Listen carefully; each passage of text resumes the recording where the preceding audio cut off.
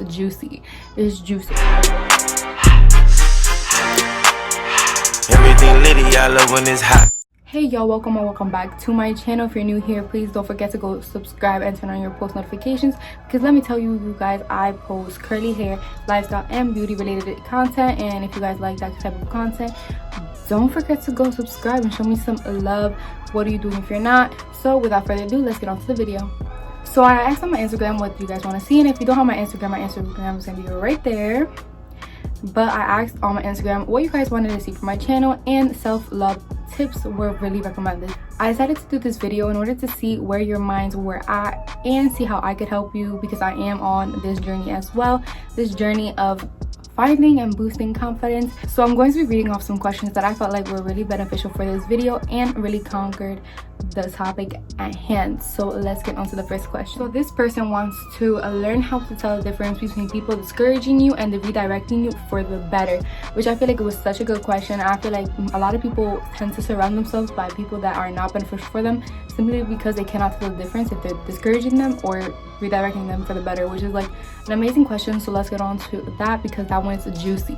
It's juicy. Okay, so personally I have experienced this, and honestly what you can do to like determine the difference between these two is literally to analyze their energy when they're with you, their energy with other people, their energy in general, literally the environment that they are put in. You have to analyze that when you want to know like the difference. So like if you're ever in that position to be like, oh, are they discouraging me, or are they actually like redirecting me for the better? You have to literally think about every single little aspect of their life, because this is actually going to take a toll on you as well as them. So you really have to like narrow it down to what it is. Now this is a person who talks down other people, goes out of their way to like not try to pick someone up, but tends to talk bad about them and try to like bring them down instead. That's someone you have to put a red flag over, because let me tell you guys, a person who is actually there for you, they won't do that. They won't go out of their way. I know that some girls like, or and guys, they like to gossip and everything, but it's really different from that. A lot of people who gossip, they still go ahead and talk highly about someone. They go out of their way to make sure to radiate positivity. A person who wants to discourage you is constantly going to show you their little dark side, and honestly that's what you have to pay attention to. Now something else I want you guys to pay attention to when you guys are analyzing this difference is literally if they have said any quick little remarks about you and then try to defend themselves over it. Yes, if you guys thought of somebody, yeah, cut them off, because literally y'all, I've noticed over my years, and I told you like I literally have personally experiences, is that when I have gotten someone telling me, oh, you shouldn't do that, they'll literally try to back themselves up. Like they'll try to justify their reason. They're like, oh yeah, because of this and that, but like it won't make sense. It's like they're consistently trying to go and try to convince you, no, you shouldn't do that, you shouldn't do that, you shouldn't do that, because this, but they keep going and egging it on, and it sounds confusing and it sounds weird, because you know what, they're trying to justify themselves, and those are the people that you have to watch out for. Now I feel like everybody like had their little light bulb click off in their head, because they know what the hell I'm talking about. Like these are the type of people you guys gotta keep away from. Now people who are actually like trying to encourage you and kind of like drift you away from it simply because it's like do you better, they will literally show you good energy throughout the whole time.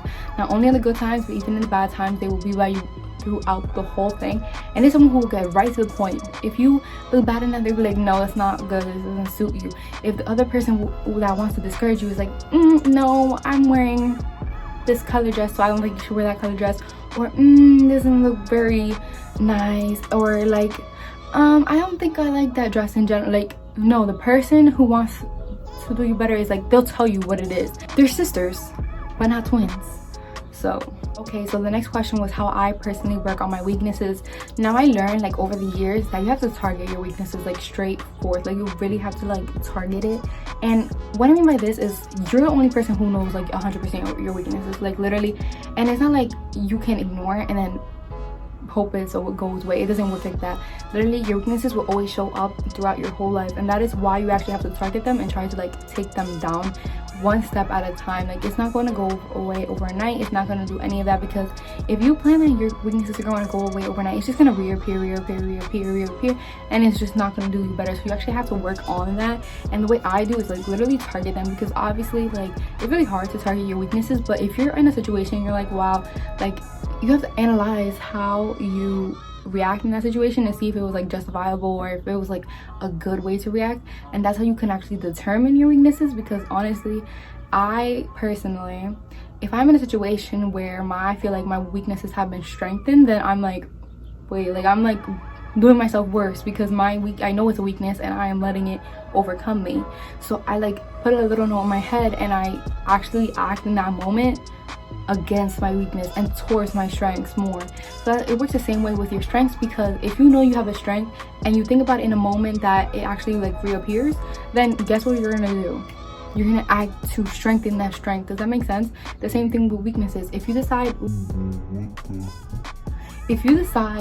not to target your weaknesses and actually work on them in that moment, like in the moment that it appears in your head, there's where you're failing yourself, literally, because you have to do it in order for it to go away. It is always going to reappear if you just ignore it. Literally, it will stick with you your whole life. So let me tell you guys, take my advice. Okay, so someone asked how to learn how to love themselves. Now, honestly, I'm not gonna sit here and pretend like I'm done with my journey, or if it's like a journey you can complete in like 5 minutes. No, it is not. Literally, I feel like this is a lifelong journey. You learn something new about yourself every single day, and I'm not gonna sit here and pretend like I have the solution to all of this, because I really don't. So this is what I personally think that you guys should do. I feel like when I was like very, very, very insecure, and honestly, I don't like talking about when I was insecure, because I feel like it just brings up that negative energy, and I really do not want to surround myself with that. But I feel like I am more confident when it comes to like right now and stuff. Like before, I didn't like how I look, but I don't mind how I look right now. Like whatever, I'm cute, whatever. But you guys have to really understand, like there is like exercises that you can do in order to like actually achieve this, like step by step, and it is a long process, so you're probably gonna have to do this a lot. But I feel like looking at yourself in the mirror for 5 minutes, like literally just to look at yourself in the mirror with a goal on finding something that you liked about yourself that day. Like say right now, and I'm like looking at myself in the mirror and I'm like, I like my eyes.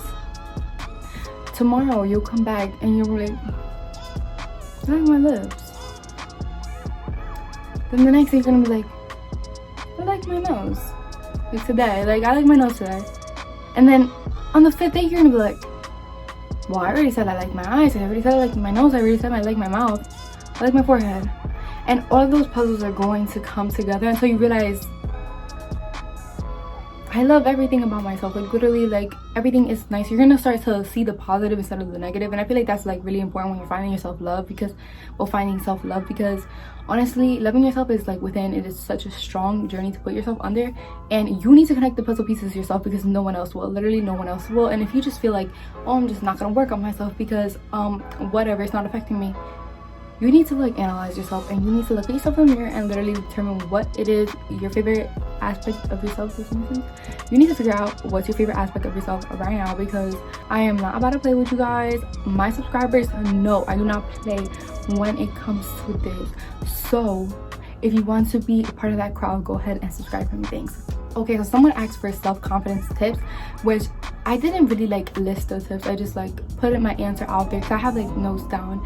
And honestly, I feel like you have to surround yourself by confident people, like people who radiate that confident energy, that give you that good energy that makes you feel confident, and not people who are like confident and then you're just around them, you're like, well, I'm not confident as that. Like, no, what are you doing? Like, no, you don't do that. You literally have to sit down and like analyze your friend group and be like, oh, who's confident, like who radiates that good energy towards me, makes me feel confident in my skin. That person or those people, those are people you should surround yourself with. And let me tell you why this is a good self-confidence tip, is because you morph into your environment, your surroundings. You literally morph into it. Like if you're surrounded by 5 confident people, you will be the 6th one. So you need to surround yourself by confident people. Like that's a very good self-confidence tip, because literally when energy radiates towards you, you feel it. And I'm telling you guys, literally, all honesty, like you will feel it. So someone asked how to stop thinking negatively about themselves and just embracing their flaws. Now what I think about this is, you know how you stop it? By stopping it. Like, does that make sense? Like you gotta stop thinking negatively by saying, okay, I'm gonna stop thinking negatively, because once you set that like little setting in your head, you're going to start thinking positive. Like you're gonna be like, oh, I look ugly today, and then you're gonna like switch it in your head and you're gonna be like, well, I'm being negative, so let me say something positive. Like, my eyes look really nice today. Like that's how it works. So I feel like to do this, you have to change the little settings in your head, because I feel like as humans we literally think about negatives before we think about positives, and that is what we shouldn't do. So you have to target it within your mind before you can try to target it in your soul and try to portray it to your surroundings. So you really have to, once again, target what the problem is, which you said was thinking negatively. And I just told you how to think negatively, because once you like convince yourself like, hey, I'm thinking negatively, like you're gonna start thinking positively. So what's up? Like, does it make sense? Like, you guys, it makes sense in my head because it literally works. And you guys are like, if you guys don't get it, comment down below, because I feel like I would literally explain it to you again. Like, okay, so I'm gonna read this one because this one is kind of like long. So someone said, I honestly feel my confidence minimizing, but I'm not the type of person to let others know, so I pretend like I'm okay and I know I can talk to somebody about it, but I just don't feel comfortable now. Okay, so honestly I feel like you owe it to yourself to start feeling confident. Like, if you are able to tell me that your confidence is minimizing, that means you know that your confidence is minimizing, and that means you are able to bring it back up. Like, you have to take these steps that I've said throughout the video and literally try to work it on yourself, because who knows you better than you. And if you're uncomfortable feeling like you can't talk to someone, then that's not the type of people you should surround yourself with. And I know that like the way you mean is like, it's me, it's not them, you know. But y'all, like, here's the thing, you should always feel comfortable to talk to the people that you surround yourself with.